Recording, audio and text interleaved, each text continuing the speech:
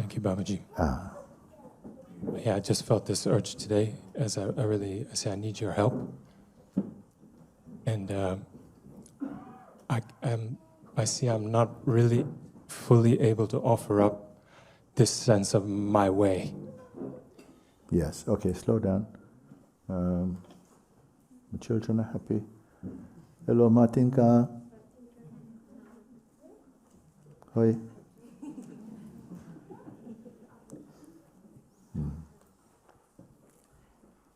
I still have your picture you gave me. Thank you. Okay, you're saying that you find it difficult to... Just say in your own words again for me, please. Mm-hmm. Yeah, I see this sense of like what the words are like my way, and I keep trying to offer it up, and then I keep discovering I've gone off on my own way again. Naturally. It's not natural, but naturally, because we are so accustomed to that. But so you're saying that you're presenting yourself. I want to not just follow the old traffic, and to what? Speak of you.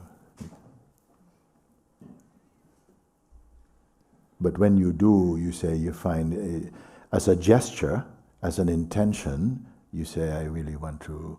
I see the whole tendencies and the force of them, and especially more recent time, the satsangs have become much more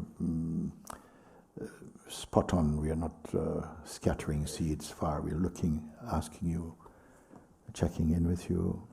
So if you're saying that what you're finding, although the gesture, the intention is to really offer things up, offer my way up,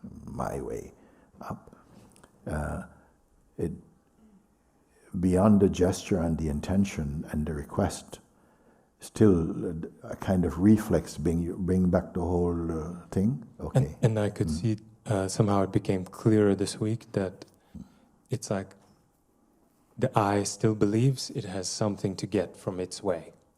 Yes. How long is the queue standing behind you on this one? Thank you. Honesty we like. No, this is not blame and shame. We're just looking. Okay, so could you repeat? Because I think some people got left out there. Yeah, it was clear in the past when there are times where something becomes so clear, and when the prayer comes to offer it, I find, it's like the authority of God has really taken it. And it can't come so strongly, or if it comes again, it's like, oh no, this is old news. Okay. But with this thing, I see, this week I could see, though something in me wants to give this up, it's like the I still feels it has something to receive from its way, like it still secretly knows best, or, Yes.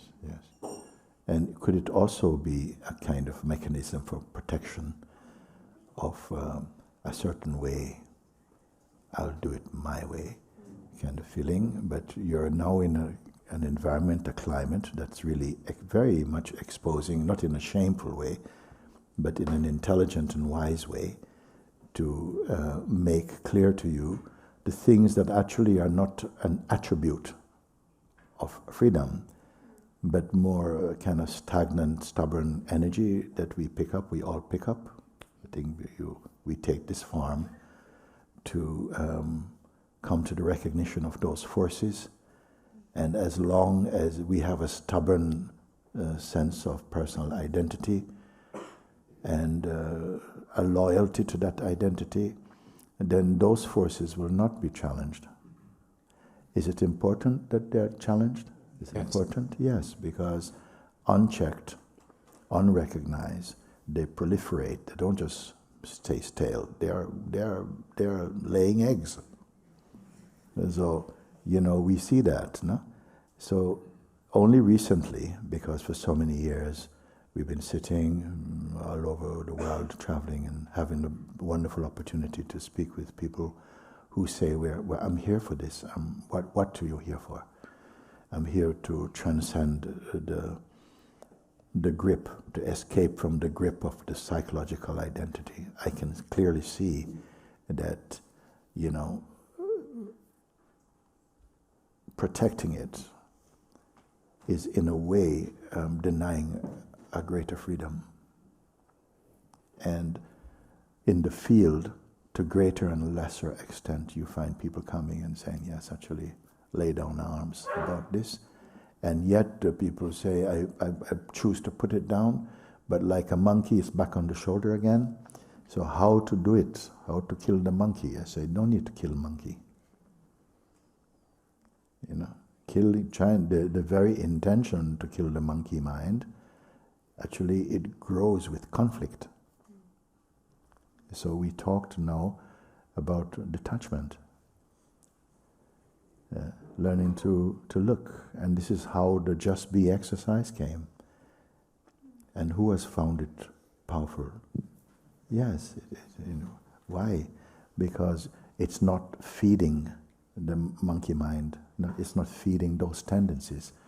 Because when they come, they actually come for what? For food. What is the food? Your attention. You're still subscribing to them. No? You being what? So I am not so much speaking now about touching on lots of different. For me, it's always the subject is one. So recently, more in very recent times, we have narrowed it down that until we really include the exposing of the vasanas, not for public execution, but to actually, be willing to see that they suppressed your power.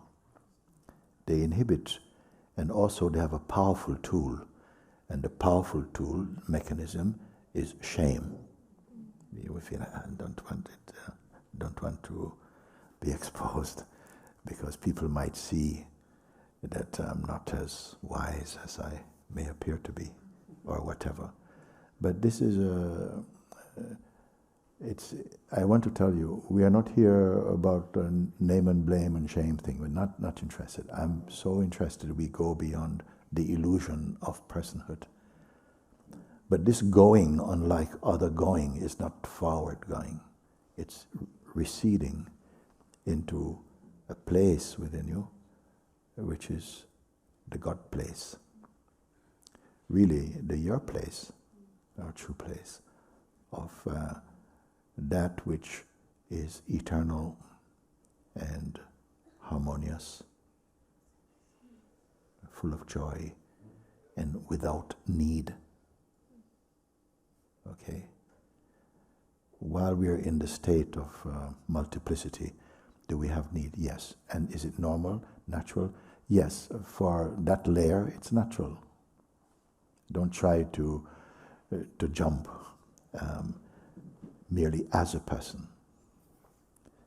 We have to, in some way, if you're going to jump, you have to jump over a person. But no need for jump. Continue as we have started to learn to allow, rather than to be trying to suppress tendencies which really don't work. In the long run, they may have some short-term looking, but until they are really transcended, they will still just find a way of living. They will shape-shift. Am I speaking on a common subject for everybody? We can do? Thank you. Yeah. Somehow I always wanted to ask you, can you turn up the pain of my way, or make more obvious the pain of my way? Yes. That one step feels like no. Your prayers work.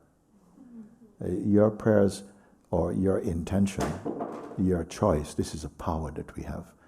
You have choice, you see. Now you may say, but I don't know if I really have choice because I've chosen many things that don't come true.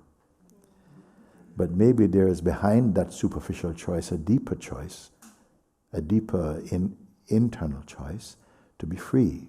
And so whatever you're praying to, you're having sufficient trust in that to say, well, in the end, your will be done. you're going to see later that the yer and you are kind of one, but for the time being, the yer is very, very important. No?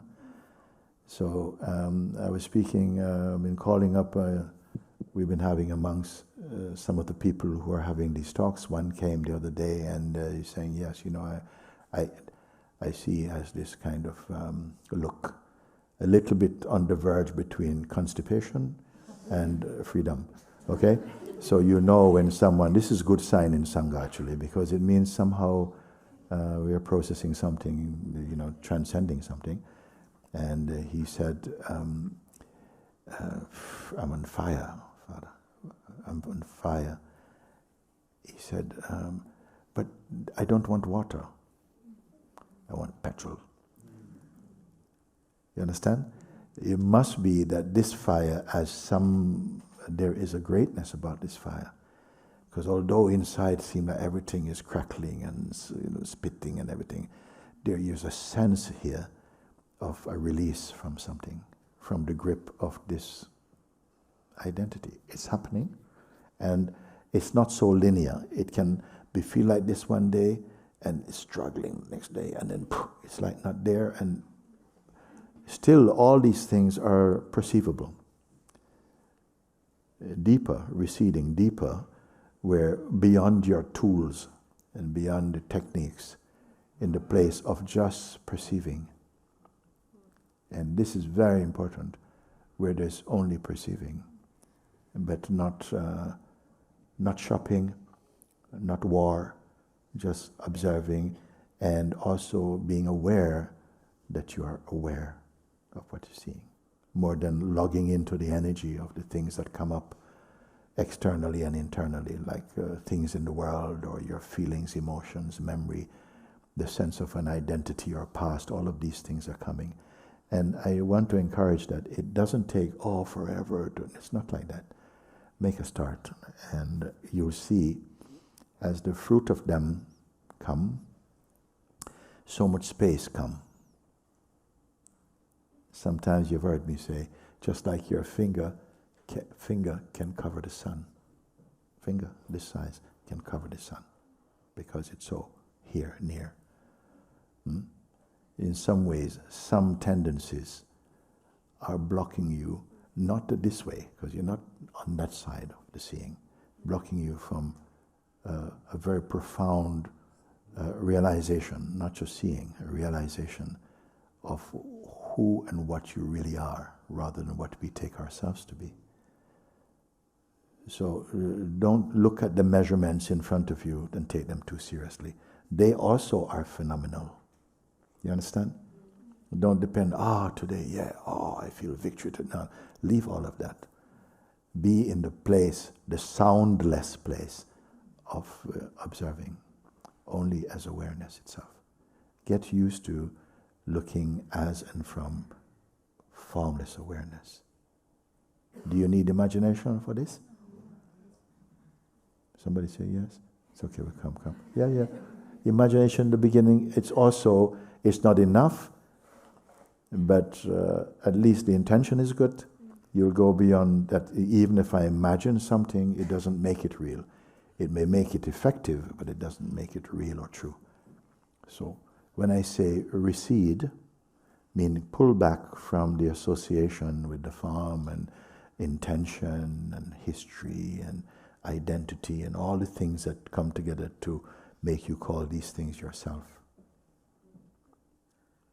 Why I call it not yourself? Because none of it is stable. All of it is just like we look at the sky and you see shapes are changing all the time. Beautiful clouds, ugly clouds, whatever. Everything is traffic, everything is tourists passing. But the immensity, which is really the basis of the sky, is unchanging, and the clouds, no matter what form they take, or tornadoes or whatever, nothing sticks to the space in which they appear. It's a good metaphor, for what we are. It's always like that, but we're not aware of it. So being aware of it is where the power gets switched on. That all that you see is the play of time and change. Nothing is stable there. You will not see the eternal with physical eyes. But you are looking from the eternal, and I'm going to show you how. Because we can also look with your eyes, and what you're seeing is phenomenal, and you, the one who is looking, is also phenomenal. You see?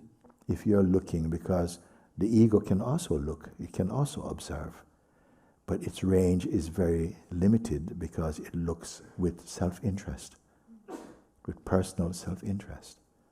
You see? And that's been going on for a long time. But I said, recede even beyond and behind, recede back even from the personal identity. Why I say that? Because here you will admit that even personal identity and its world, we can give personal identity another word that we don't like so much, ego, basically. And its world and mechanism are also phenomenal. Should I explain what I mean by phenomenal?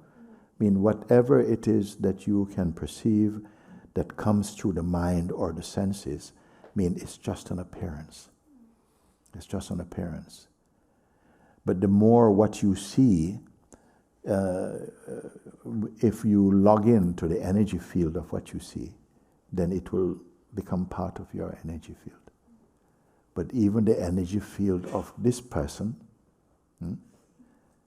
and the person are also seen from a deeper. As I'm speaking, you should be seeing. I'm not asking you for homework for later. What I'm saying is verifiable now. You will come into the nowness, the current of now. So I'm not passing concepts around. If you're following, you're seeing, and you can verify as I see. I'm not even asking you believe and trust. No, it's fresher than belief, fresher than trust. See. That the sense of, if someone asks you, please present a paragraph of 300 words of your autobiography. Tell me something about you. Okay? What you put down on paper or on your computer about yourself, is it real? Real meaning, if something is real, it has always got to be real. And what I want to say is all these concepts we have, they've all been personalized, subjective. So that's why we have to go back, what you mean by real. Is there anything which is real for everybody? Is true for everybody? Why not? Because everyone have their version of what you think is true. You say, well, this is my truth and your truth. So these are very, I would say, localization and personalization of what we call true. What can be true is we can all agree that, okay, we are going to call this, we agree that this, we are going to take this to be so. And then collectively we do it. Person to person, nation to nation, we have shared concepts about many things. You see? And we fight about them. But for you, you must come and see whatever I see, whatever comes through the senses or the mind. It is situational, subjective, meaning that I feel so much about this today. I swear on the scriptures about it. Tomorrow I feel differently. Can you control, you see? So there must be something more pure than any of these things. Okay? But where are you going to go for this purity? Not out there in the field of the phenomenal. Recede into a place where everything you see, you have to confirm actually, but it's only for the moment. My feelings for the moment. It's true or not? You see? Anything, even our ideas about God differ from person to person. And you know what? The Supreme makes it like that so that you will not be able to solve it phenomenally. You must go beyond or find that which is beyond the phenomenal, which is beyond opinion, beyond subjective perception, beyond personhood, beyond worldview, beyond social conditioning, religious conditioning, political conditioning, even species conditioning. Where are you going to go? Where you can go? You must recede back to the place of pure being. Where is pure being? Well, first I'll tell you, you can never not be pure being. But what we have come to take as ourself is the conditioned identity, which you cannot keep. One day, all that you see through the senses and the mind will be gone. Even the instrument for tasting and experiencing, also this is also phenomenal, will go.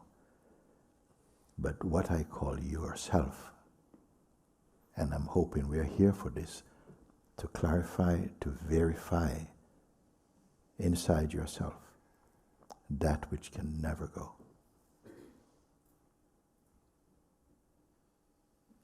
That which alone is eternal and perfect beyond even the earthly concept of perfection, whose perfume is joy and peace.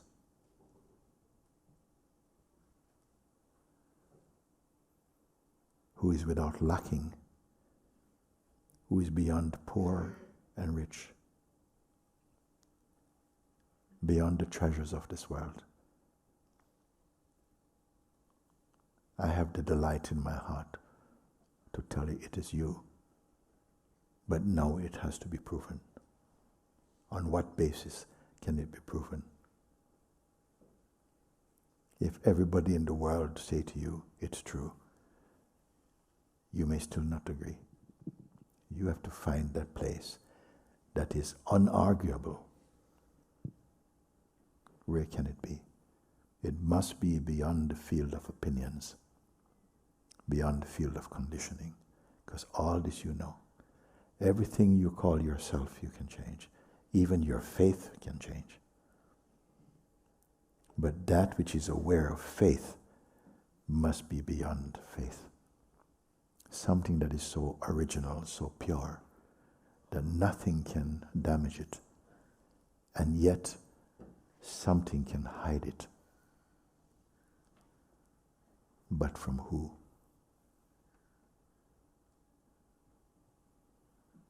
A little mystery.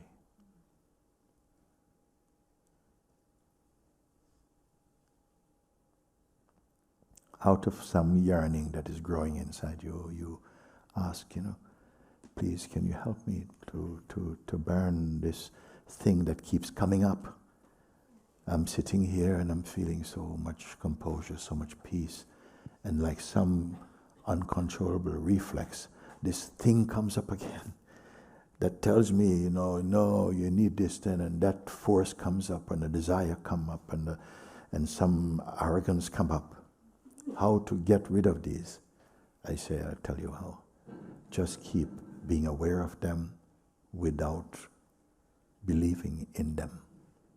Just see them as sensations. You know why? Because in a moment they will also go. It's like all these forces and these images, thoughts and feelings, it can appear that they come on the stage to audition for your attention. Okay?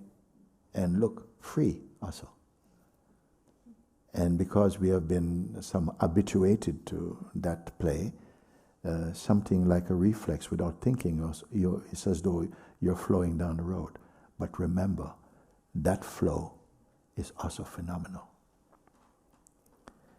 And I'm here to check in with you and say, but you're saying, no, I feel I'm swept in, I'm falling apart. I say, but you're watching this thing. This is on-screen report. Am I going too fast, you tell me? Okay, all that you're seeing is what I call on-screen, meaning that it's in your head, in the theater of consciousness. It's just another sensation.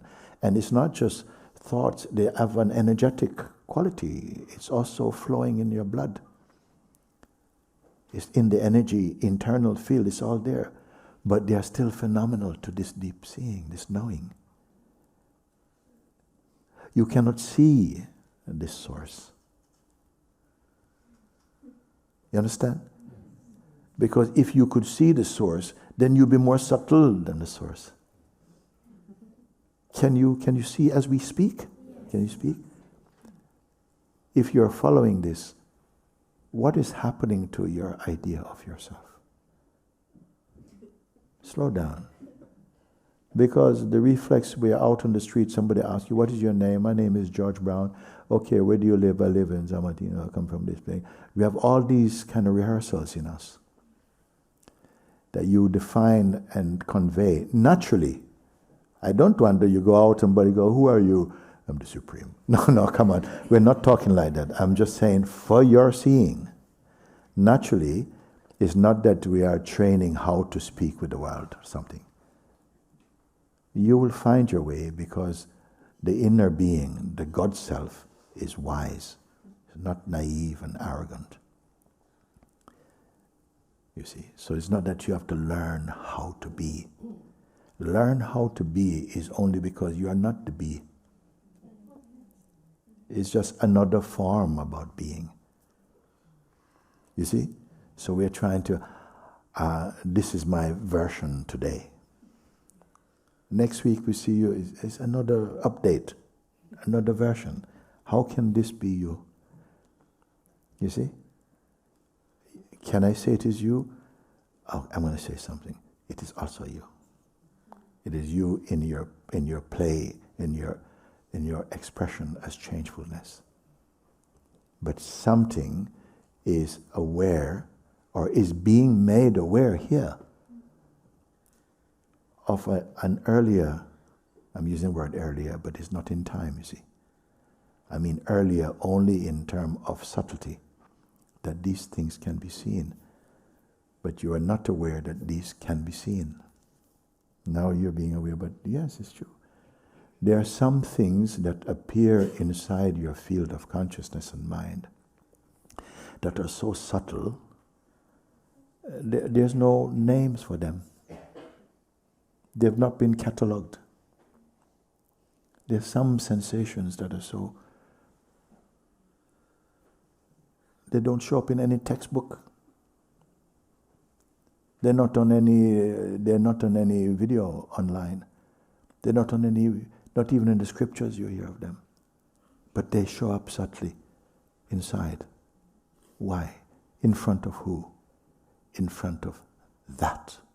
What do I call that or this? The field of pure awareness. Nobody has told us that this awareness is the very root of our existence and that it is imperishable.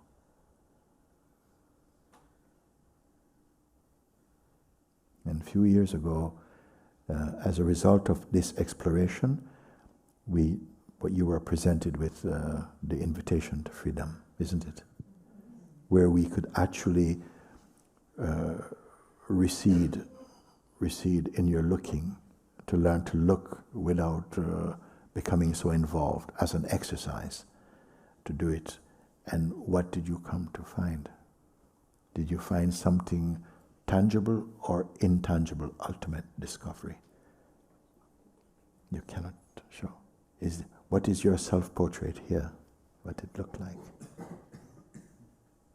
Then you see all your self-portraits were just moments of phenomenal states, mental states, imagined states. What is the ultimate truth of you? What it look like? What gender is it? What religion? What race? Beyond all these things.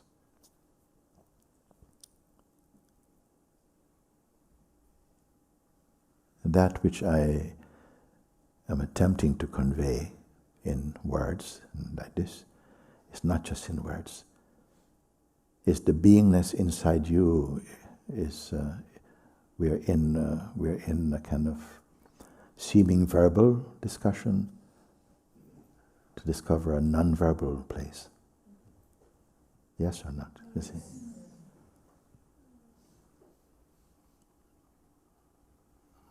Does it come and go in itself? That which is. Is it in front of imagination or even behind imagination? Is it something that imagination will take you to? Is not even imaginations and imaginings, even in their subtlest manifestation, also phenomenal? You sure you're understanding what the word phenomenal mean in this usage here? Anything that you can perceive physically or non-physical.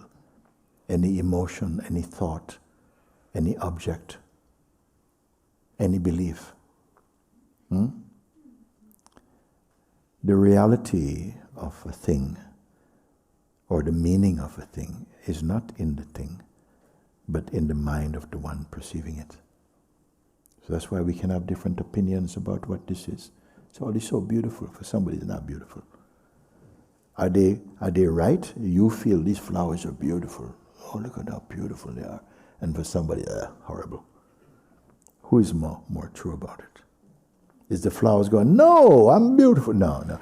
So still, the meaning, the reality of something, the meaning of something is not necessarily in the thing. We don't even know what it is. We call it flowers. It is just what it is for now. But for you say this one, and this is also the brilliance of God spread out into different languages, so we can see that things are not the words and the things you say they are, nor are you. Are we okay like this for now? We're going on the right way? So coming back to your request or question,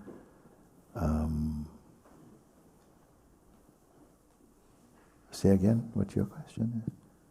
It's how much alive it is, as they say.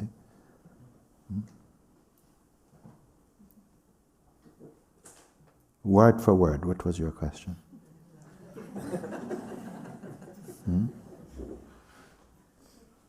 It dies in looking, Guruji. Yeah. It was created in thought. Perishes in seeing. But in the big picture, nothing happened. Momentariness dancing.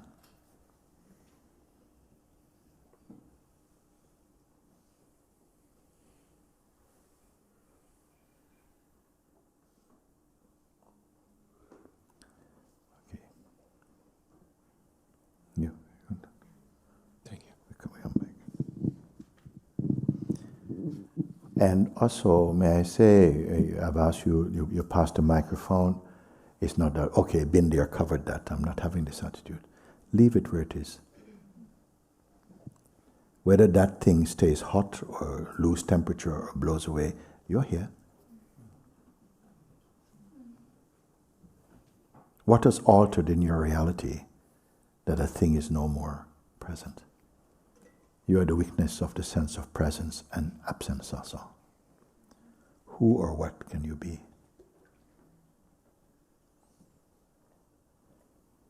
Sometimes questions are more important than answers. But not just questions and contemplation. Guruji, there is some powerful fire stirred up in here. And I just need to expose it completely in your light. Because I'm not here to protect this. Okay. Now this fire, is it to be gotten rid of? Is it a messenger Is it an agent of some delivering something for you? Is it has got nothing to do with who you truly are? What is the status of this fire that you speak? We all know what we're speaking, no? Not maybe in its unique expression in this moment, but we know we know about the fires and what happened. Okay. Yeah, it is something that has had the power to hold me in that identity. Yes, for the moment, yeah. Yeah. The power to hold it. Yeah, let's work with this. We can do a little bit. So there's a fire, a raging fire inside. It has the power to trap your attention. No, it's holding. It's like it's about you. Okay. Now you what? You are what? In the light of what we are sharing, it's got the attention, and something is. It's like something. Now, I'm not asking you to go and separate or to calm an energy down. I'm asking you that whatever it is, pleasant or unpleasant, okay, it will still share the same status. It's phenomenal. It's coming right now, and something is going, I don't like this. Or I love it. Okay? I don't, whoa, like, whoa. Suppose it's like this. Because we can see it sometimes. We are sitting down nice, and somebody's, whoa, what's it? Possession? What? Okay, something is happening, and something is going on. Maybe some flaring up of emotion, or something is telling you something, a voice or a message inside, or just pure energy. Maybe it doesn't go to descriptions. It's just energy. What is it? Yeah, I think it's actually there is the space of the space where whatever it is, yes, it really doesn't have anything particular about it. Yeah. But if I give my attention to it, no, it has something particular. It's tailor-made for who you consider yourself to be at the moment, or for a while.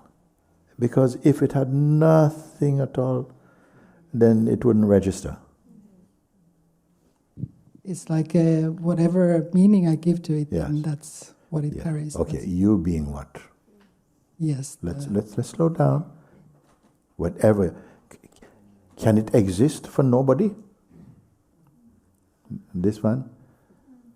Can it exist for... There's nobody here, but it exists. Who is reporting? So, it's in relation to the sense of yourself, because you're sitting next to somebody, they're not at all troubled by what you're going on with. Private hurricane going on. Okay? So it's come up, it's a relationship, no? Of a self-image or a sense of self, and a circumstantial force is coming up and like this. Is there anything else in there? Slow down. Is there any other thing there? Like, I help you, like the capacity is there to see this dogfight going on, and that the stimulant energy, which is the identity is also witnessable or not? Yes. Yeah, I mean, however close, however intimate something is, it's still a relationship to something. So this thing is whoa, and whoa, can you see it? Yes, I can see it, but can this one who is seeing the thing and who is receiving advice, how to be with it, can it be seen that it's in a space that is completely untouched by it? An intelligent presence? Yes. We don't go there. We don't come here usually, no. Usually when the show is on, the theater is full, you see. That you're asked to say even this, because the reflex is to try and, bring the water, put the fire out. But I'm saying, no, you is the fire. Yes, that's why I'm standing up. Yeah. To bring more gasoline and burn all of it, wherever it is coming from. If the seeing is clean, there's no need for gasoline. Oh, that sounds quite neat. That sounds good. Write down. Okay. If the seeing of it doesn't, is it possible to see it's called weakness, no? If you see something and you can report, yeah, it was a weakness, you go to court, there's somebody driving down the road, they smash the car into each other, and then one person come out and, punch the other driver and things like that, and then it all goes to court, and you too, because you're a bystander, and they ask you, okay, listen now, so we're bringing the first weakness, you're the weakness, okay, so what did you see? Well, I was there, I was sitting on the corner of the road, I saw this red car come around, hit this green car. The green car was just moving slowly, red car going really, nice report, boom, the red car driver came out, okay, walked over to the the man in the green car, and just walked up and punched him in the face, like that. And he was an old man. He was just going, and he got punched in the face. So, oh, okay, and then what? And, Your Honor, I couldn't bear it, actually. So what happened? So I went inside and I grabbed the guy who punched him and I kicked him in the nuts, okay? All right, okay? All right? So what happened? I'm sorry, this witness is corrupt. Now, he's part of the crime scene now. Isn't it? Do we have another witness? Who was that? Who is out of the crime scene, you see? So in this thing, I use as example, as some energy come, we don't know when it will come, it come up. Of course it's personal, something, whatever it may be.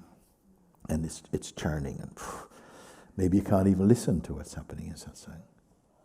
It's just, this you is so involved that there's not even any space to look at it. We can only just suffer. And maybe someone come and say, but you're seeing this, no? How were you before this started? No, I was sitting here reading my book, I was fine. What happened to the calm one who was reading the book? Oh, that one went, or whatever, or replaced, or the same one transformed into this, this turmoil state. I said, it's not true. Don't forget the weakness, the capacity to weakness. This is what nobody is doing. Is it possible that through being in an environment like this, you're learning more and more to be detached and it's bearing fruit? It's not that I got to keep believing. It's actually bearing fruit. And what's the fruit? Less personalness, not personal. And where's it going? You're receding, When I came in, I was coming I see all the shoes outside, and I said, I want to come around this way. I see all these little shoes. I saw some baby shoes, small shoes. I said, good. My followers are disappearing. They're shrinking. Joke, okay? What, after you come, you're all here, everybody's here, and what's happening? What have you got to show for 1 year, 2 years, whatever years? What has changed for you? Babaji, I feel it is the quality of the satsangs and pointing to the vasanic energies that is actually there is that space that is not involved that allows these things now to. Who wins in this ratio? No, that the personal sense that is this is happening to me, and the reacting. Okay. In this moment, who wins? The frustrated, angry one dominates the scene, and the capacity to observe this, to let it happen, not to suppress, because suppressing is also activity. But the real activity of using the thing to, as Babaji say, don't get involved like this. In this particular thing. Just learn to let it happen until you can see that, wait a second, there's a space here that's completely untouched. Before, during, and after, it remains the same. Is there such a thing possible? Is it telling you should not feel? Of course feel. Even within this, once you see it, action, reaction, interactions can just be they're just happening. But the character of personhood has changed. It has changed. And that's the one thing that really needs to change. The shift from person to presence. Person is the scene, the crime scene, and the criminal there in some way. They involve the victim or the oppressor. But the witness is what? Did the witness grow? Did the witness lose? What is the shape of the witness? You have to start to realize yourself as this awareness itself. And nobody's doing. Because we are all fed on phenomenality. You have to be somebody. You have to be beautiful. You have to be well known. You have to have money. You have to meet your goals. You have to. We're always constructing an identity based on so much concepts, constipated with concepts. Yet your pure being, you're unaware of your purity. All awakened beings are the living embodiment of what I'm speaking. And they would tell you, anybody, fundamentally there's no difference. What you call you and me don't exist in the way that you think. You're pure consciousness. Does that mean that we should all be like clones, all answering, yes, come in, whatever? No, all this flavor can be there. We have misread and misunderstood the world because you see it from the polluted perspective of personhood. You think the world is horrible and stuff. Our behavior is horrible. Our concepts are horrible. It's gone off. When you come back here, look from here today. Keep looking, which includes the violence in the world is also mixed with the violence in you also. And all the other things is there. Learn to see that. Does that mean you live your life with your hands in your pocket and everything is so beautiful? No, it can be whatever it is, but you'll have new eyes. You'll be seeing with the eyes of light, of truth, of God and love. All our life is all circumstances, situational reports, momentary. You have to see where my words are not words. They become spirit force. You unbecome this character which is also not stable. And somehow a shift comes into the seeing. You're not going to create yourself. I'm not telling you about another version of yourself. The self is not a version of anything. The purity of being. I have nothing theoretical to share with you. I have no time for it. We have the facility of words and their conceptual meaning, but above all things, I have you as a spiritual presence. Without that spiritual presence, no word, no scripture means anything at all. So in the end, the food is only presented in the form of a mirror reflecting who you truly are. How deep can these go? Of what value are the things we're sharing? Not asking you to create, to look. Learn to really look. Of the most important thing in life, Guruji. Yes, not just what you're looking at, but where you're looking from and who you're looking as.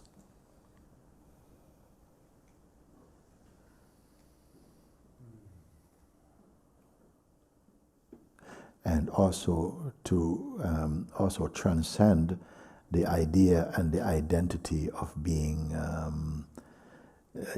like growing proud with your knowledge. Because that's also phenomenal, you don't need. Joy, yes, joy is a good, nice perfume.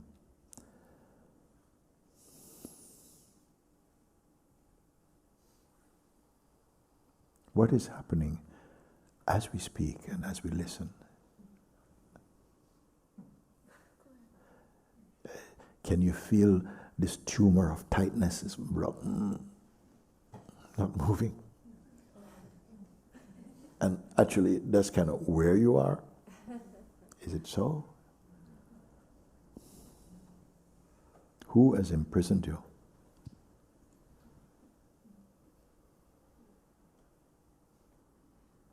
This person, fact or fiction? From the place where you're looking, where even the act of seeing is perceived.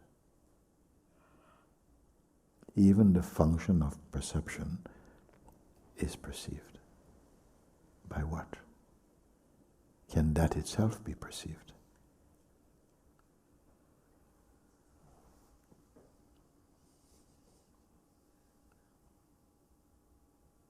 These are verifiable now. Don't be taking notes.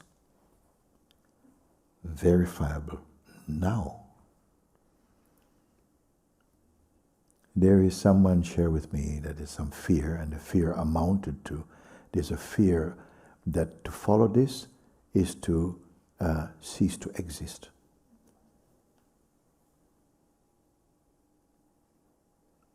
I felt it was a very good point to listen to hear, because it means that that fear is alive inside. Because it's like the fear of the unknown. And I want to tell you, you are the unknown to the mind. It's only unknown because we station ourselves in the domain of the mind.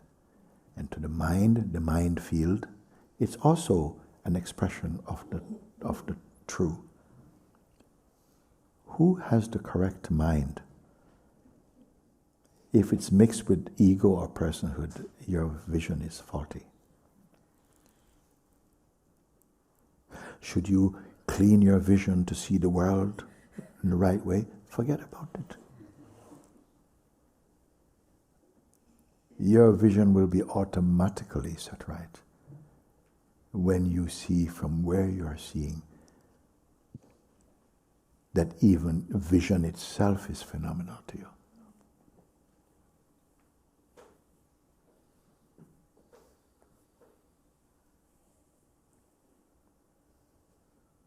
This food is for eating. Your mind won't take away.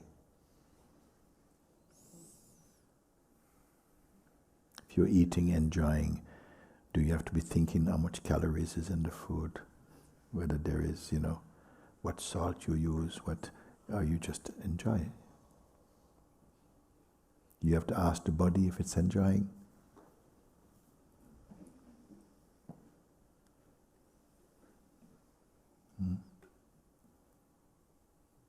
How are you feeling? Empty or full?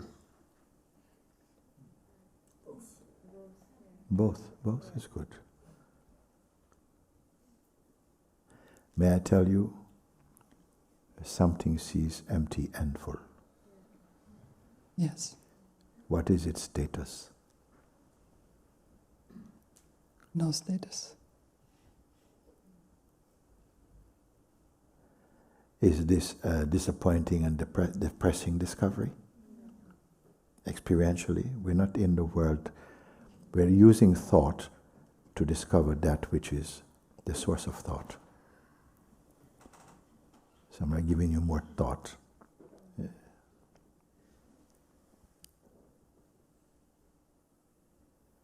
Who are you here? Who precisely are you? Who are you in the light of our introspection and our probing internally? Who are you?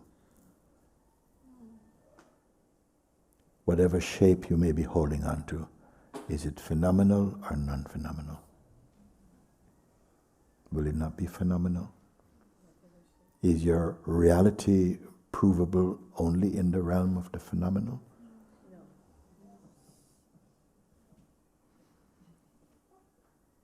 Can any phenomenon judge the reality of another phenomenon?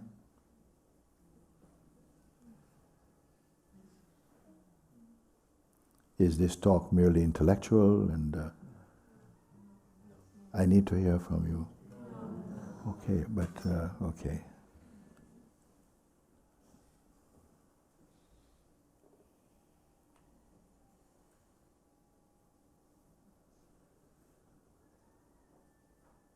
Unfinished?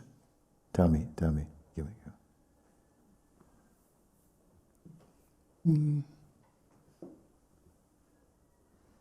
You know, you can determine, only you can determine. Yeah. Slow down. I ask, is it finished? And you look. But what is the question? What is my question? Is it finished? Is it optional, your answer? May I ask? Is it in itself finished? Because in itself, that made, as all things, they subside. You know, you have these vasanic energies that come up and then they cause a lot of trouble, and then then it feels like it's over. Is it over? You see? Is it gone? No, it subsides. It's still there at some level, but it's not quaking. I'm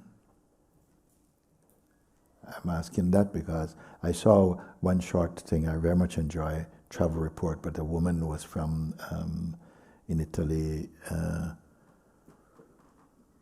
It was a beautiful title. It says, "Living in the Shadow of Vesubio."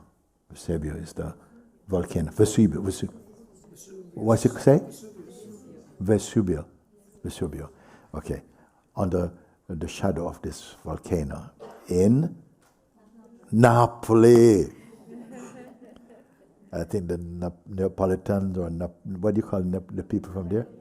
Neapolitan, because I always think ice cream. But anyway, what's that? Neapolitan. They almost like they live with the energy of this place, living on this, under the shadow of it. It's already burst one time, and devastating. Now the city, the most vibrant place I saw. We went there because I went with you now, so we went. We went to travel there, and it says living on the shadow of Vesubio. So it means that this volcano, it's alive, but presently quiet, and life goes on. Pizza. It's amazing. I love the feeling there. All this, it's just so alive. In this way, live is not very energy and dynamic. Is maybe a good place like that. Is this force? Has it been healed, or is it just subsided? Are we living under the shadow of Mount Ego or Mount Vesubio? We say the word Vesubio. Vesubio, okay. Plenty of Italians to correct me around this one. And what does it matter if it subsides without being cured? Because we're here to be cured, no?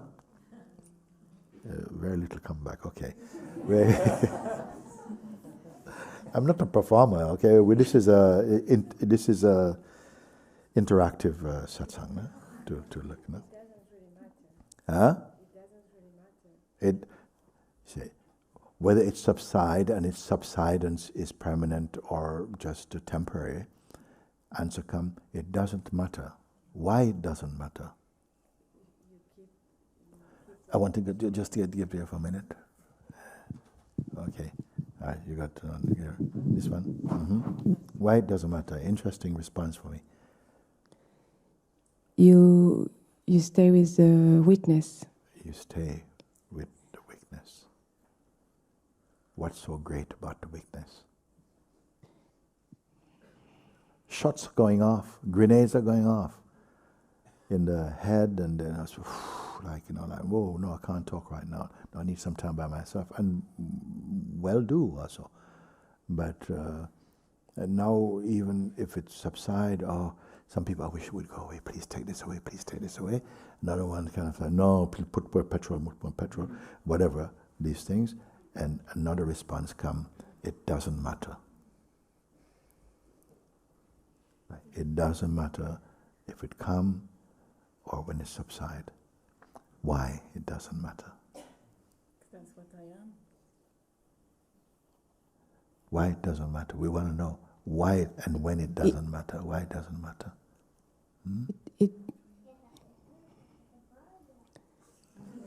I think her answer is coming from somewhere with it. Okay, because maybe it used to matter.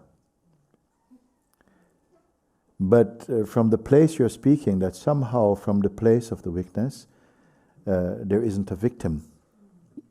Yes, there is a kind of theatrical, there's a kind of victim. It used to be called me. Like, I don't like that. When people say this thing, I don't like that. It's all. So somebody says something, peanuts, and yeah, who said peanuts, man? And so that becomes a fireball. And then somebody say, hey, man, but it's just peanuts. You again. Okay. So, but then at some point, something said, actually, maybe the same person who had this peanuts problem.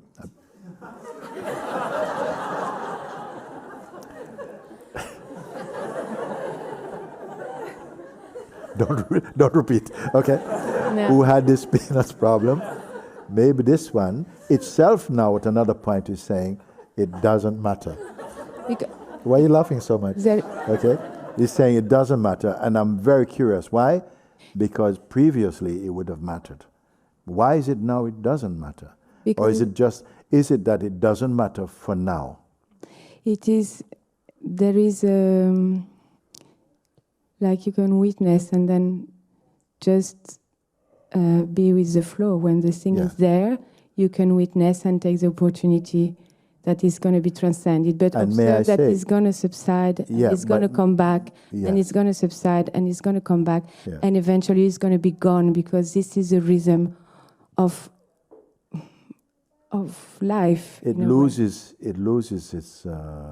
its potency. Yeah. Because it doesn't get fed with what?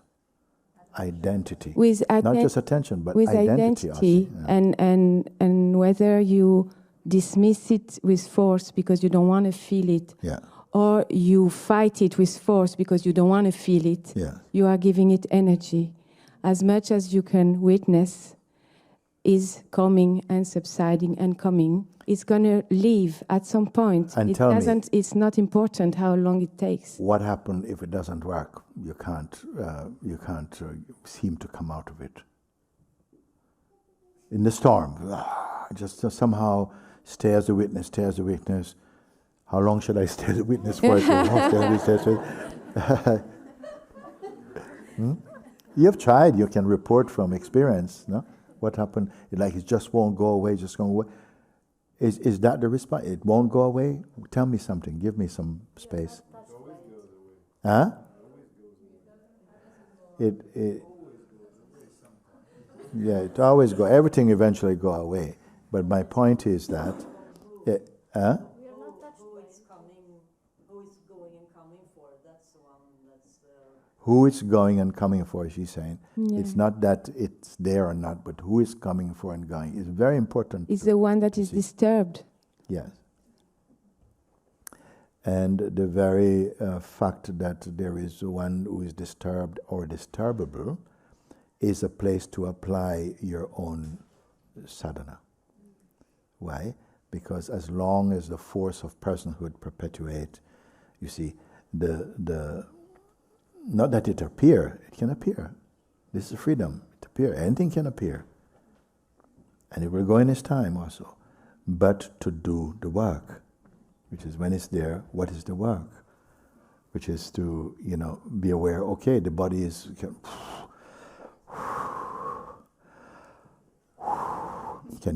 Can you witness this? Yes. Of course you can. Of course you can. Even shaking, can you witness this? Yeah. Is the witness disturbed? No. Very important. So it's a great opportunity each time, actually. It's a great opportunity. Why? Is it to get away from feelings? No. No, it's not to get away from feelings. Make use of them, because as opportunity they come to reveal, to show something deeper, purer, not even more stable, beyond even stable or unstable. The real. And in my experience, it's very helpful because it can be, I don't know if easier is the right term, but can really help to really go beyond this identification, more sweet feelings, you know. Yeah, yeah. Which also are very good to. It's part of the joy is there also for that. Yeah. A sense of relief. Why not? It's all there, exactly. But it's all still phenomenal. Exactly. It's beautifully phenomenal. And we are happy to. We don't question that also the sense of like this identification with the sense of relief, because it's fine. Mm-hmm. So it's all fine. Yes. It's. So what's the highest realization out of a situation like this? What's the greatest value then? You may say, actually, something got tranquilized, it became calm again. What's the height of this thing? It's the confirmation that you never moved. She said the confirmation that you never moved. You being what never moved. Is this of value, you guys? Yes. Thank you. It's got to be of value, but only if you value it. Is this a feature in our existence? No, it's always been here. What we are searching for is not to turn every situation into a beautiful experience, but to find out who the experiencer is and realize that the experiencer is not even personal, that even the personal is also experienced, is also part, and that we don't have to sort out the manifestation. You need to know what you are, and not a psychological or a mental or conceptual or what you may call, not a philosophical discovery. It's just the end of suffering and the realization of one's true nature beyond conceptual satisfaction. When? Where is this truth placed? What is this dimension, its proportion? What direction must I first go to find it? Where is it most found? In what direction? Where?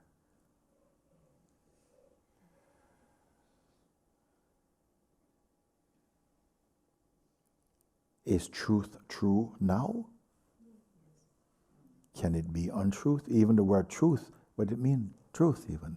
It's just a symbol for this.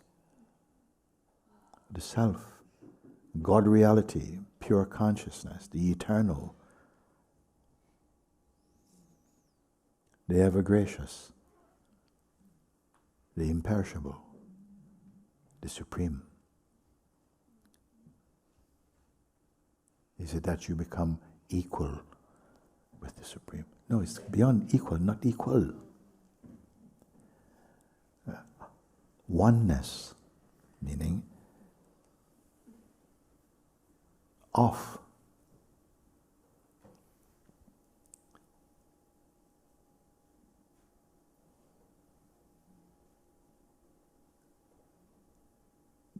Do we need some notebooks? Take some notes? Why not? Direct experience. Direct experience. If it's from mental understanding only, make a note. The mind is doing it. It's okay too, some people need to, but do you need to make notes? Is it recorded? Yeah, we're recording. I hope that others can see. We have many friends joining us from different parts of the world on today's satsang. Are they less? Is their advantage? Are they at a lessening advantage because they are online than you? No.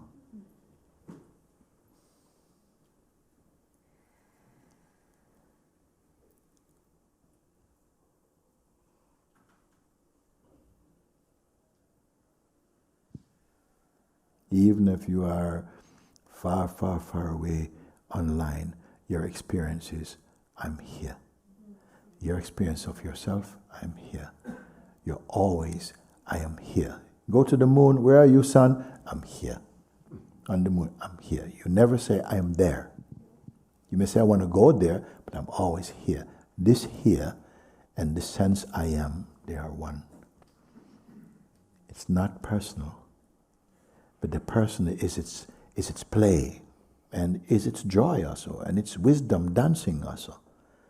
But each one will grow in understanding, experiential understanding, grasping,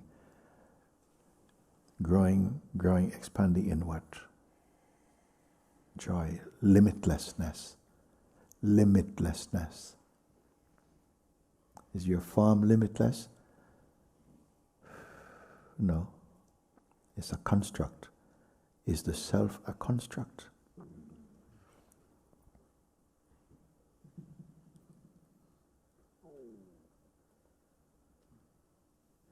There is a field now, there's a presence of something. Yes or not? Yes. Yes. What is it? Space given to that which is everywhere. The very ground, the heart of being.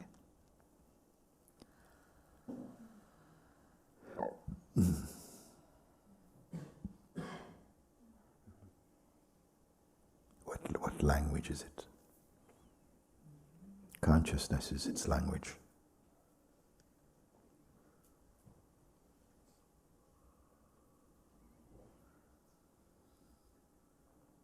Hold on to your self-definition. Hold him.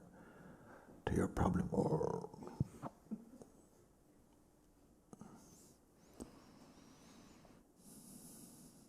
Actually, all problems, there's a search to solve them, but also to dissolve them. And it's dissolved in real understanding, meaning they lose their influence and their effect and impact. Were we not supposed to feel this? We are supposed to feel. We are permitted to have all those different flavors of experience, to make use of them, to transcend into full realization of your true nature.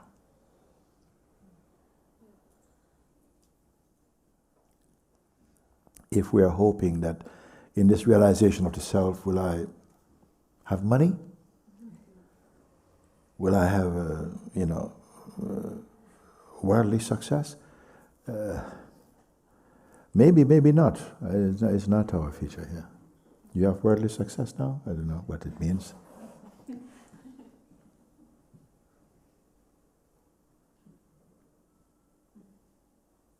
Okay, come here.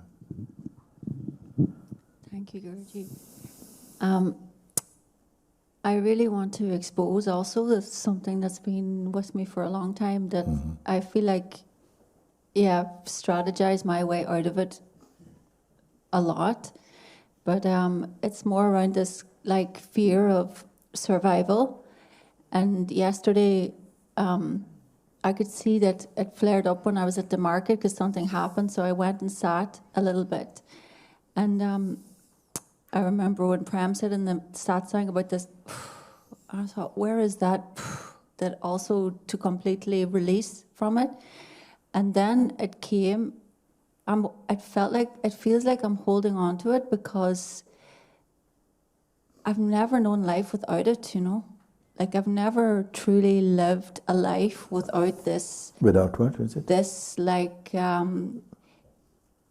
fear of maybe not being taken care of. And it's all, I can see that it's an ego construct. It's really becoming quite clear that it's created this hyper independence also within my being that I can do it myself, or like I am like when something comes and I get so triggered, like there's this feeling of like I am absolutely like really, and I can see that there's an unreality of it also because I'm surrounded by so much abundance, but inside it's robbing my life, and it has done for a very long time. Yes. And you know, I had these anxiety attacks, and I didn't realize that I was having anxiety attacks. They would just come, and they were so strong. But through satsang, I learned to be with them without the story of them, and it became easier when. Yeah. Can I use something here? Let's start with this little thing now about big thing, but the anxiety attacks. Give me something. Give me some food to work with. Anxiety attacks. The attacks are happening. Just you put some pictures, put some meat on the bone here. The attacks are actually happening to what and who. Just slow it down. Don't just assume the same. Just look at your answers. The attacks are happening, of course, internally. Some energies are moving about and so on. About the thought that what might happen? I'm not entirely sure what the anxiety attacks were about because, like I said, But you're speaking about them now. Yeah. So what anxiety attacks are now? There's no anxiety attacks now, but there is this underlying fear here that is always here, whether it's highly active. So does it come spontaneously, or you call it up, or some situation? The situation that usually happens to make it really alive is always got something to do with financial stuff, you know. I see. Okay. Or like what God's really doing recently is like He's taking things away, like my rent goes up, my car goes into the garage, my work dries up, and all the while it's like. But I can see that it's necessary also because there's such a stubbornness there to, I'm like, I'm good. And like this satsang you had in Little Jamaica recently where you were talking about people not speaking because, and you said you're drowning, and I realized I'm also drowning, but I didn't realize I was in Are you and your mind the same thing? Just let the question be asked. Take a moment, we don't have to hurry. Are you, your sense of who you are, and your mind the same thing? Just take a moment. I don't want just reflex answers because I don't want right answers. I want truly. You and your mind are the same thing?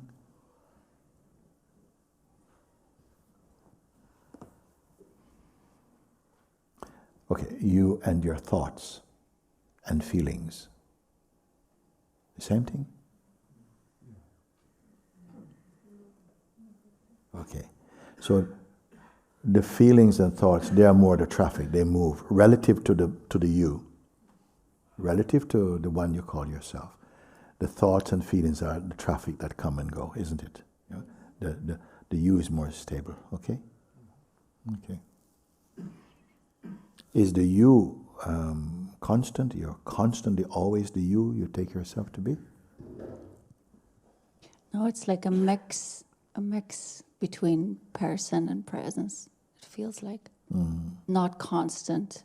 And if I sit... No, now, just right now. Right now? Only right now. I'm only right now. Because there is a little trouble about reporting about something there was and there will be. But the now, in the now, because now the juices are most alive right now. So what is your seeing? So report of now. Okay, so there's a lot of density in my body right now, which I'm able to observe. Yeah.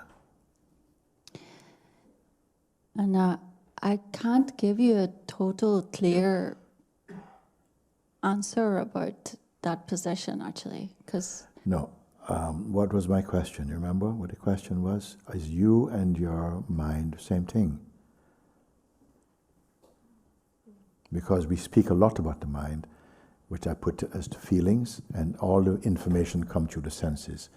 How I feel at the moment, what I like, what I don't like, how I was, and what I would like things to be, and I'm having this problem. A lot of reports that come from mind. The one who is reporting about the mind, or you talk about your mind and your life and yourself, are the same thing? One thing? Same thing? No, it's not the same thing. Okay.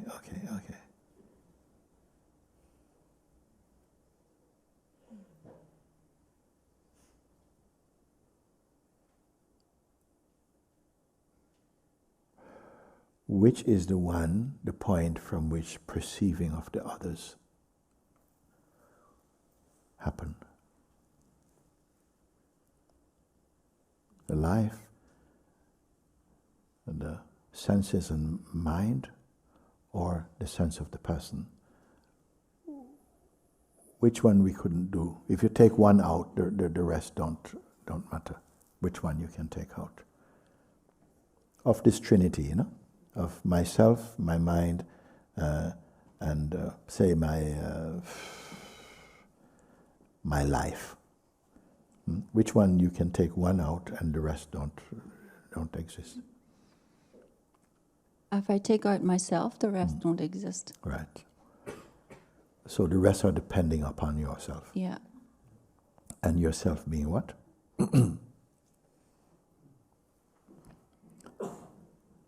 Everybody's question, by the way.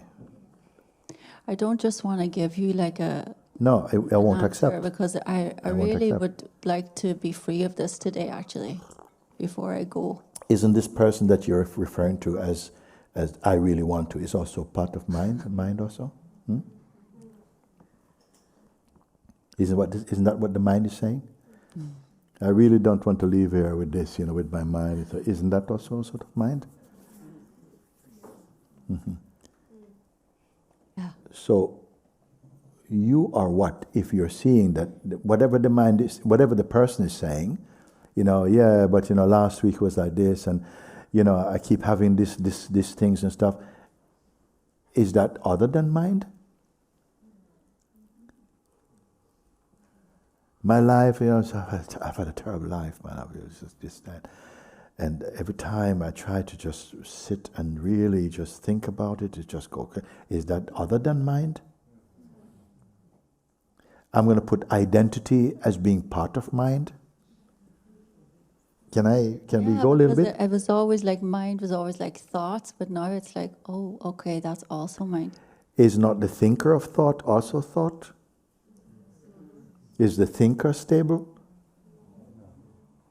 So would it hurt if I include the thinker of the thought as also thought, Famos?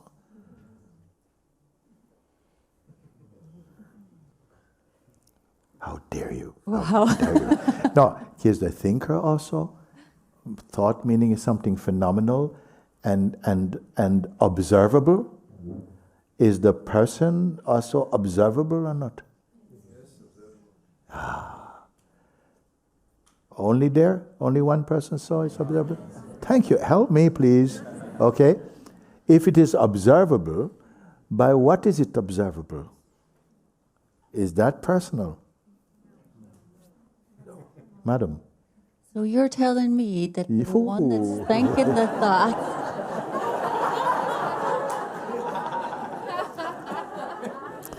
Okay, come. The one that's thinking the thought is also a thought? Yes.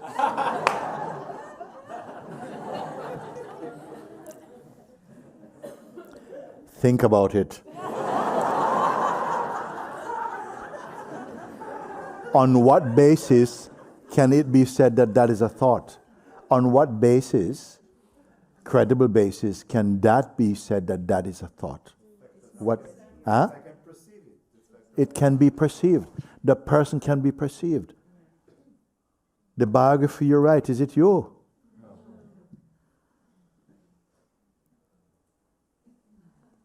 Is that person a constant? Nuisance, sorry. Is it a constant? This person is a factor. The identity, who you take yourself to be, what you were, all of these are mind states or mind constructs or not? Oh, does it matter that we talked? Okay. Observed by what? Known by what? Yeah. No. Answers must not be theoretical. Answers must be direct. Guruji. You cannot be speaking on behalf of that. What my question is, okay, that which is observing mind and its world, senses and their play, is that the mind? You say no. Okay, what is it? And I don't want the right answers conceptually. What is it that knows this, that sees that, but that's also mind? Because this, even to come to this point, is not normal in our world. We're talking, you see my passport, I exist, I have a vote, I voted last week. This one, is it constant? Is it a form of mind or totally independent of mind? Or is it kind of like a mind split where it's kind of mind and kind of something else? Yes, I would say that. I would say everything is a part of something greater. Everything. So the mind, the ego, the devil, the life is all a part of something greater, which includes all of it, but itself is beyond all its play. The clue is the witness and the capacity to observe. If the person and its world, its history, its biography and autobiography are observable phenomena, what is observing this? Can that be observed? And if it can be observed, by what?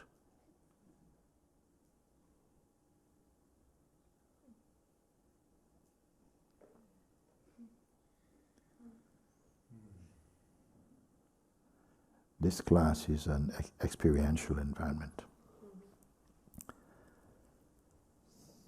So, you said the thinker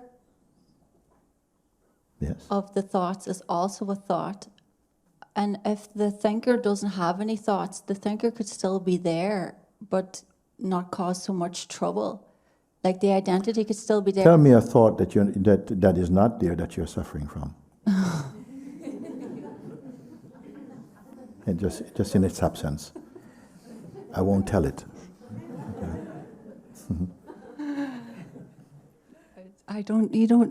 That doesn't make any sense. Just that? Only that? Maybe in the world of nonsense it makes perfect sense.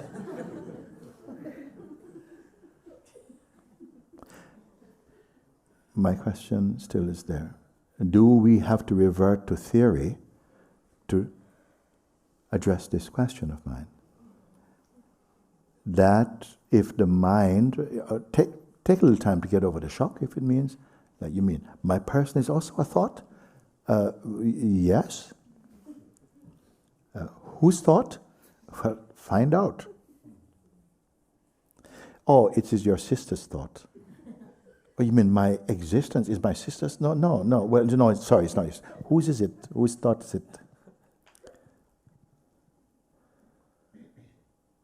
Oh, it's God. Yeah. No, let's leave him alone, picture. Whose thought is it? I know. Something that goes, it's me. No, something goes, well, it's me. Me being what? We got the person up on the screen now. Me being what now? Because if there's no thoughts, really, it's just, you're just perceiving without any almost distortion. Yes, you being what perceiving? Slow down, it's okay. These are existential questions, so I don't want to Well, it's not someone that has like a history, like it's not loaded. Yes. It doesn't feel loaded. Yes. So it just feels very natural. Like it feels very natural. Yeah. Who is presenting this report? It or something on behalf of it? Well, it feels like it. It feels like it to what? Because it doesn't. Oh yeah, it doesn't. It feels like it. It doesn't. I don't know. Isn't the I don't know a kind of a state also that is moments where something says I don't know? I'm sorry, we just have to go through this jungle little tiny bit, but today... Like it doesn't have to report to something else to be itself. Right. You know? It's just... Where is it? It's just here. Where like, precisely? It's not like... where precisely is it? It doesn't have a location. Sorry. I'm sorry to upset you like this. But there is a lot of... there's a very beautiful vibration here in my heart, but the seeing is not that. It's not that. The seeing? The vibration. It's not the vibration. It's... Yeah. It can observe the vibration. Yeah. You can observe the vibration from where? Look, I can observe the flowers. I'm here. Flowers are there. You can observe the vibration from where? Well, you know, I'm looking for that place. There's no place. There's no place. Right. Like I can't tell you, oh, it's back here. Who is saying? Who is saying that there's no? Who can confirm that there's no actual place, as in a coordinates of a place? Who is saying? Well, I'm saying it. Yeah, as what? You are who? As myself. Which is your person? No. Ah, thank you.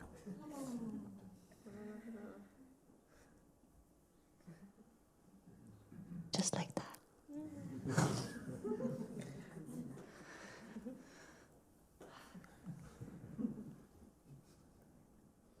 Does it have a problem? It has no problems. It's so beautiful here. Yes. It really is. Can something come out of there? No, that is not it. Nothing can come out because nothing ever came before, you know, or even after. Yes. It's not, nothing is added, nothing can be taken away. It's not like that. Yes. So it's like what? It's... choose your words carefully. Yeah. You know what? I don't really have so many words, but I'm going to try, okay?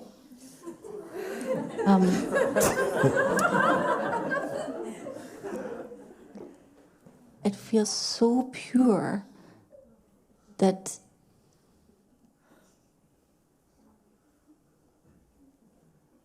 like it just feels so true. Yes. What is seeing this? It's seeing from itself. Yes. Ooh. Mm-hmm.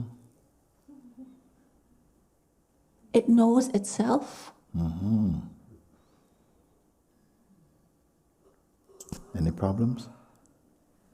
No problems. Okay. I only want to talk to it. When it has a problem, you tell me.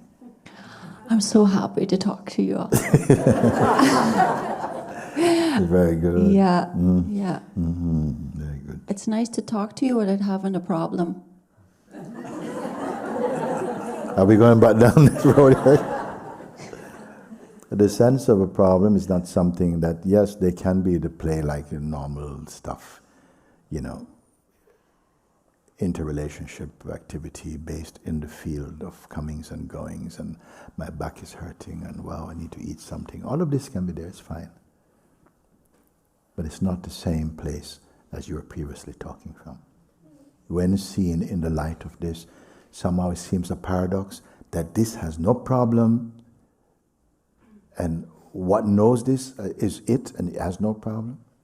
But there is in the field something to do with the problem and the body and that can be seen for now. And if there was one answer about what is truly real, where would it come from? From the field of the diversity or from this space of unicity, where will a true response come from?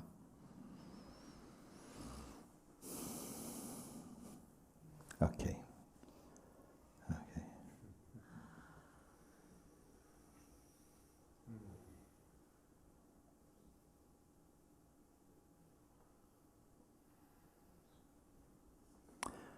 Sorry, somebody has a problem here? You have a problem? Want to share?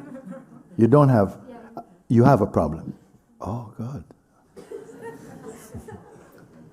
A survival. Come.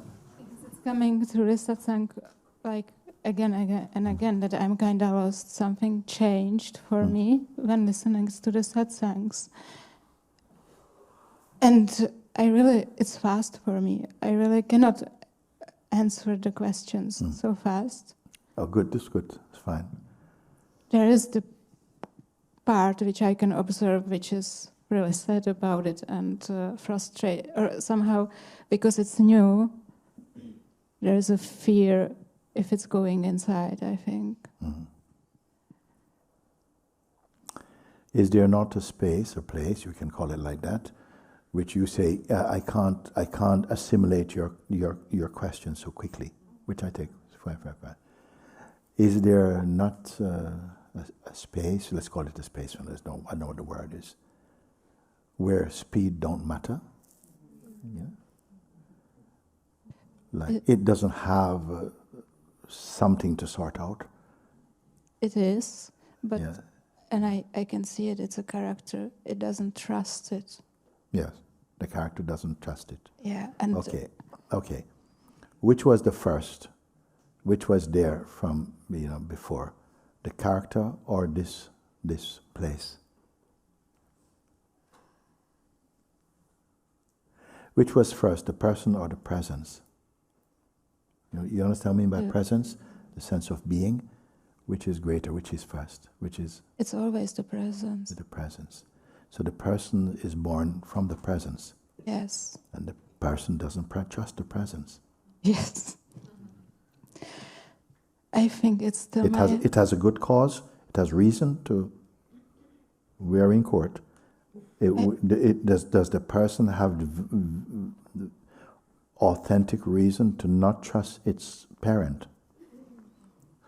I am getting stuck that it feels sometimes that it's getting through the head and not through the heart. Yes. What is reporting this, the head or the heart? Both. Head and the heart is reporting, okay. So the heart is complaining about what the head is saying. No, I lost it. No, I'm really out for simplicity. Simplicity works for me. The most simple. What's the most simple we can be and still exist? What's the most simple we can be and still exist?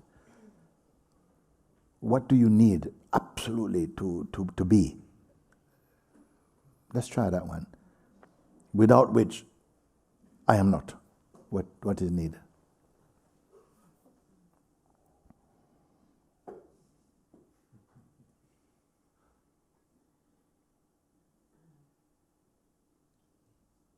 I help you a little bit. You could say oxygen, for the body, and no oxygen, no body. Okay. Does the beingness breathe? No. Unusual question, no? Does the beingness is a fair question? I mean, do you have the capacity to answer this question, to address it? I am not sure, honestly. You're not sure. Not that fast. I need to sit with those things much more. It feels like... In the meantime, breathing is happening. Yes. Yeah, breathing is happening. Okay, good. What are you doing about the breathing? Nothing. So whether you are attentive to the breathing or not, it's just kind of happening. I see it's there all the time.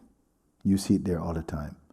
So if you can see the breathing, which is more constant than the mind and the person. No, I mean, I see that I am here. You see that you're here. All the time. Yeah. It's just... Here being what? Myself. You're always here as yourself. Yes. And yourself being what? There's no words for it. Presence. There's no word for it. Any problems there? Never. Never. Oh, that's a new word. Never. Never. Okay. But we have to. Yes. But. Oh, you have to. Very important word. But. Yeah. I feel I am more speaking from experience than from the now, right now. Right. So you could call, if you're not speaking from now, then you can say you're speaking from memory. Yes. Okay, go. And I don't trust the memory anymore. You don't trust the memory anymore. Okay. You trust the beingness? Yes. Can I hear from the beingness then, please?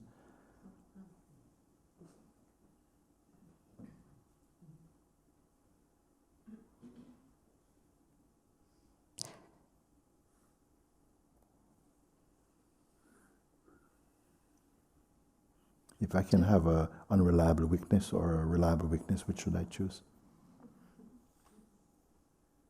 You yourself say you don't trust that person. No? You trust the beingness? You say, absolutely. So can we hear from what the beingness has to say? Is this word games or is it word games for you? Okay. There's just like this internal feeling. There's no feeling? There is an internal feeling. Internal feeling. It, and I feel it's also coming, I don't know, it's from the same which brought me here. It's yes. just, yeah. Yeah. Okay. Okay. Did it bring you here and left you and went to No. check? Okay. Thank you. Can it separate from you? No. No. That's the problem. I need to sit with it. You need to? Sit with this. Yes. That's good. I very recommend this. Sitting with it. I'm good. We're good for now? Yes. We're good for now? If there was never another satsang after this, where are you standing? Because these things are possible, no? If I say this, I'm not threatening you, but if there wasn't, just to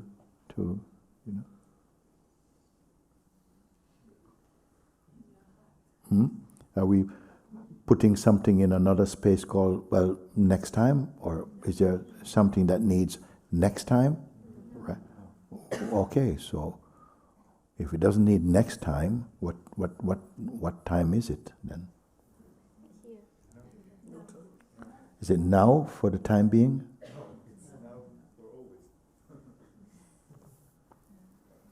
You see, the thing is that satsang is like this. So there's a looking, a refining. Don't ask anyone to do reports and maps about something. Just somehow in looking, the fragmentation is somehow just ordering itself somehow. You don't have to go out and put things in the right slot or something. You're just only asking, just in this place where everything, no matter from any dimension, from anywhere, is perceivable, yet nothing sticks. Can anyone see? Nothing sticks. Okay, nothing sticks. Is this space imagined? No. Okay.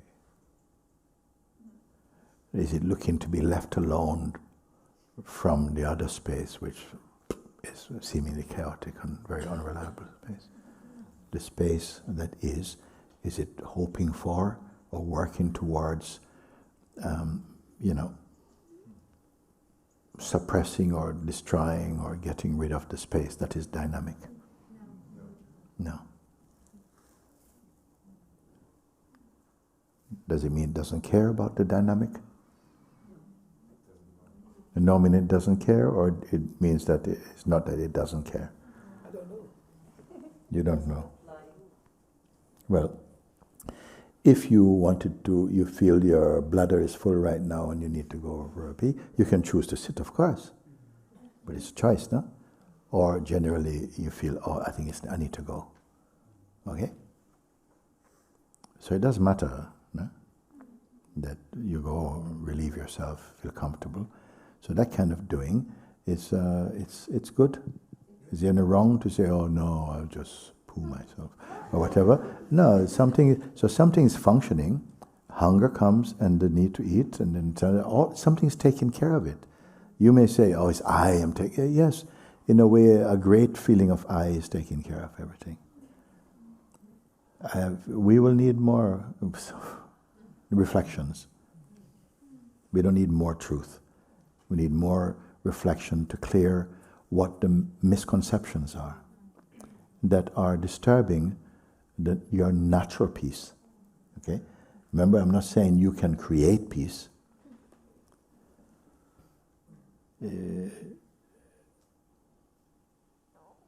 Like sickness means that which interferes with health. It obstructs the health. So you don't have to create it. The organism is by nature wanting to be healthy, whatever, no? I don't know if I need to go down this road right now. Thank you, everyone. We're good. We're good for the moment. We're good. We're good in the moment. Okay. Thank you, those who are joining. We can't see them physically, or joining via broadcasting from Sahaja Express. I hope this has been of more deeper introspective value for everyone. You see, and that to that extent, I would count it as being profoundly practical opportunity. Because to learn something in the conventional sense, learn, keep information stuff, it's not knowledge and it's not realization. But it's the beginning of, it's a part of it, that we have some model, you have some sense of direction, applied introspection, applied like this, it transforms the raw material of information into beingness. It harmonizes, it reveals the beingness underlying all things. And to that extent, our lives shine with greater happiness and peace and joy and wisdom.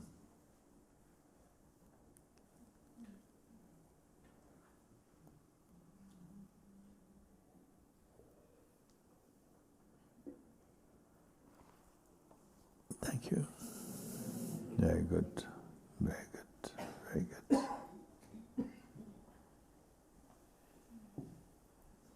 Satsang is not merely to enjoy these discussions, nor to suffer them, of course not, but it's not like having fun and exercising the mind in this way, but setting it free to be its natural freedom. You are never not free. As a person, debatable. And all the entrapments of personhood is to serve the awakening process, to reawaken to the original nature. It's not that the universe have some vindictiveness towards you personally. I would even say it even loves the personal, actually. Can I say like that? It's its baby. We have to, it loves it also, no? Okay. But the whole point is not just to keep the baby being baby ignorant. It has to wake up.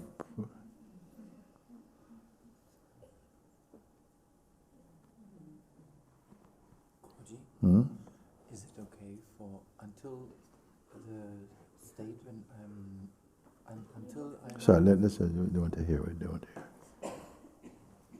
Is it okay? Is it okay that until I'm awakened, I can be this in the state of Mount Ego is alive but sleeping? Mm-hmm. The whole purpose of satsang on this planet or any other planet is for you to awaken to that which you were never sleeping, to that which is never sleeping. It was never dead. It was never not there. And that each one is kept alive by it, because It is the cause of your breathing. It makes that you are sleeping, still breathing, still has the capacity to discern, to feel joy and love and empathy, all of these things. It gives the capacity for them. You see? But if it gets distorted in its own self-awareness or taking itself to be something else, then all kinds of sickness, I call it sickness, and our faulty perception, any movement of hatred or selfishness or arrogance or any of this is forms of sickness, spiritual sickness, for everybody right across the planet. I don't know if there's anyone who has never been sick. We all have to go through the sickness. It's all part of the play of freedom and evolution, true evolution, and so it needs to be corrected to say, that yes, I am ignorant. Yeah, there's ignorance for the moment. The ignorance is covering something, but the thing it's covering is still there in a way, and it's profoundly important because it even creates and supports ignorance to be there for a bit, for its own purpose. Can that make sense at all? Yeah, it keeps, you see, something. I remember some time ago in India, I was in the rice mill, and a man came to me and he said, at this point I'm remembering, he said, for a long time, I was fine growing up as a kid, but at a certain point, I don't know what happened, I started to be very, very shy, really, really shy. And now I have to go out with my friends, and I'm always behind them. They are sociable, and I'm always that because I'm so shy, and they all have partners and so on, but I'm too shy, you see. And he asked, please, could you help me to overcome this shyness? And so my response, which I'm going to tell you what happened, is not a universal response. It was a particular response, because I found myself saying that sometimes, the force, the source, keeps you shy. Because if you are not shy, maybe you'll be really arrogant. We don't know. You may be very full of, and so it's not that shyness. It can hold back something. It don't let you increasing another thing, and then we are sufficient, and maybe they can release this. But he wasn't so happy with that. He kind of wanted to be out and to be able to go out with his friends and of course at a earthly, natural human level, we want to help each other like that. But sometimes it's not what you need actually. But who is to know what you need? It can only come from intuition. And so sometimes something just to say, don't worry. The same thing you say, maybe some inhibition is there by something, but also whatever it is that allows that to go for a while also brought you here.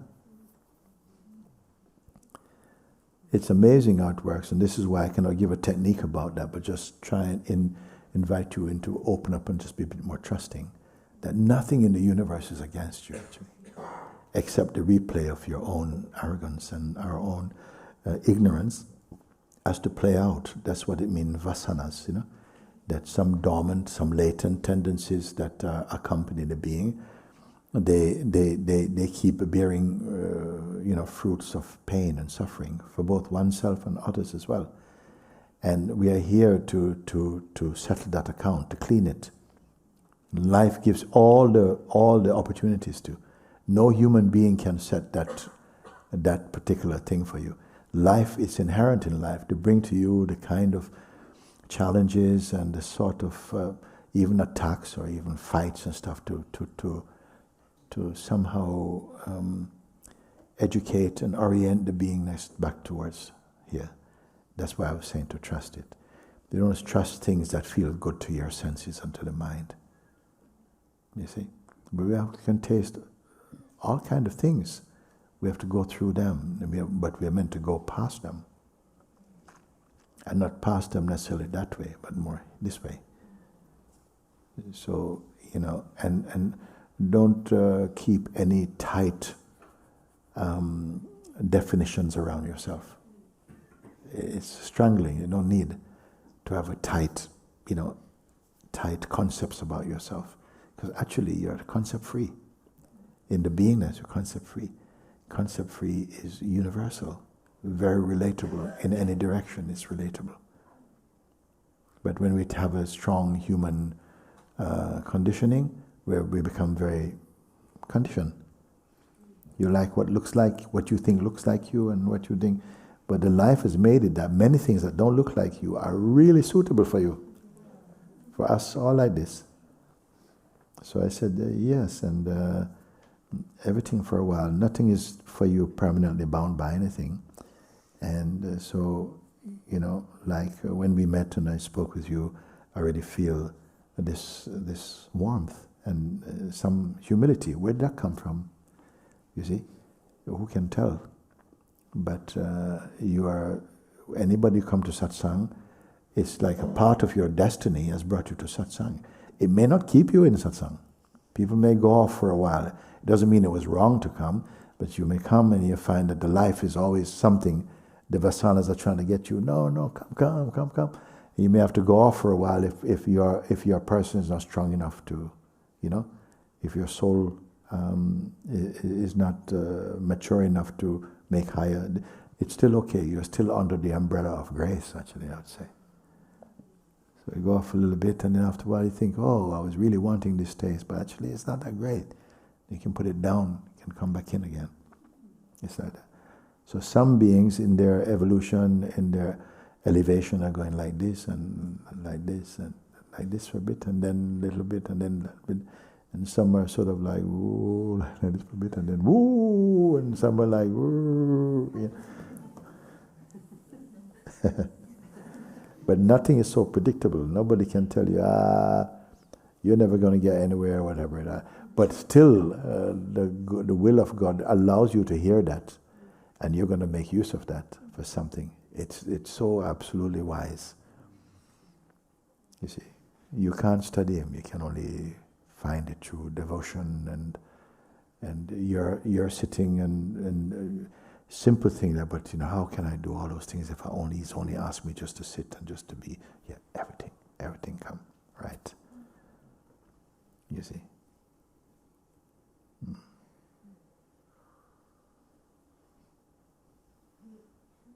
Thank you that we can be with you. Thank you that I can be with you too. We can be like this.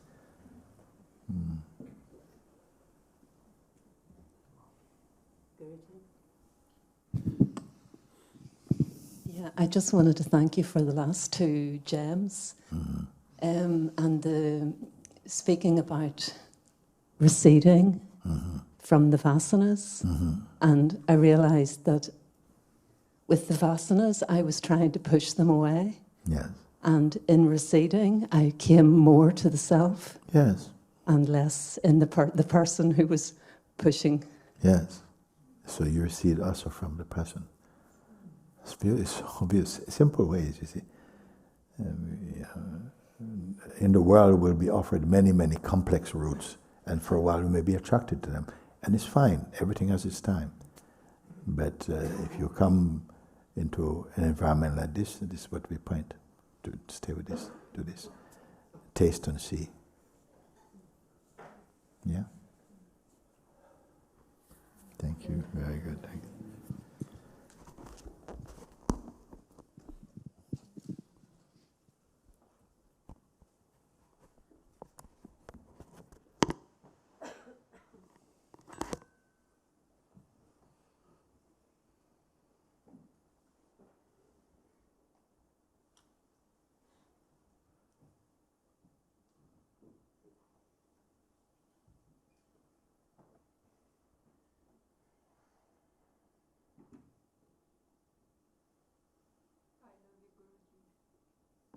I love you too.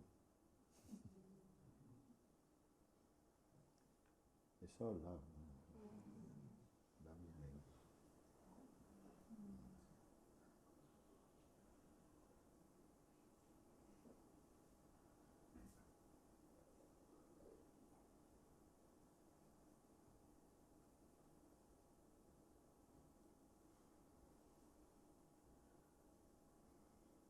this love that's love is doing everything.